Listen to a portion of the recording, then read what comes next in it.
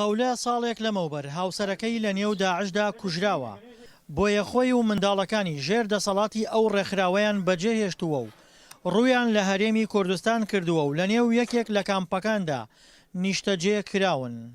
زوجي داعش وانقتل. پیاوەکەم داعش بوو کوژرا، هیچ پەیوەندیەکم لەگەڵ کەس و کارێکی نەماوە. ئێستا لە کامپی قۆڕەچوو نیشتەجێم. مامەڵی ئاسایش زۆر باشە لەگەڵمان، هیچ کێشەیەکمان نییە و ئاسایشمان پارێزراوە. بە درێژایی ساڵی ڕابردوو ڕۆژانە سەدان خێزان لە ناوچەکانی ژێر دەسەڵاتی داعشەوە ڕوویان لە هەرێمی کوردستان و کەرکووک کردووە کە لە نێویاندا ژمارەیەکی زۆر لە کەسە نزیکەکانی داعشیان تێدایە.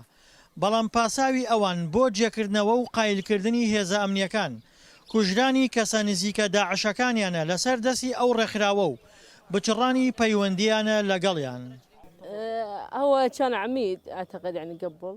باوکم پێشتر عمید بوو لە سوپای عێراق، دوای ڕۆخانی باس 3 ساڵ و نیو لە زیندانی ئەمریکیەکان بوو کە ئازاد کرا. هیچ گومانێکمان لێ نەبوو پەیوەندی بە گروپە چەکدارەکانەوە هەبێت. بەڵام کە داعش هات پاشماوەیەک لەگەڵیان ڕۆیشت. داعش دەڵێن لەگەڵ ئێمە نییە، بەڵام لەگەڵیان ڕۆیشت و ئیتر نازانی چی بەسەر هات. هەڵسوکەوتی حکوومەت لەگەڵ کەس و کاری داعشدا زۆر باشە. زۆر سپاسی کوردستانەکەین. زوجي كان يعني بداعش. پیاوەکەم داعش بوو، نازانم چی ڕوویدا لە نێوانیاندا، بەڵام دواتر داعش کوشتیان لە بێجی.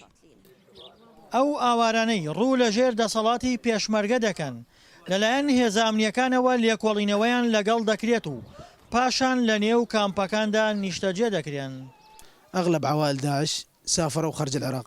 زۆربەی خێزانی چەکدارانی داعش ڕۆشتنەتە دەرەوەی عێراق، بۆ نمونە سووریا و تورکیا. کەمێکیان لێ ماوەتەوە کە لە کوردستانن، ئەوانیش لەژێر چاودێری دەستگا ئەمنیەکاندان و ڕێگە نادەن هیچ پەیوەندیەکیان لەگەڵ کەسوکارە داعشەکانیان هەبێت.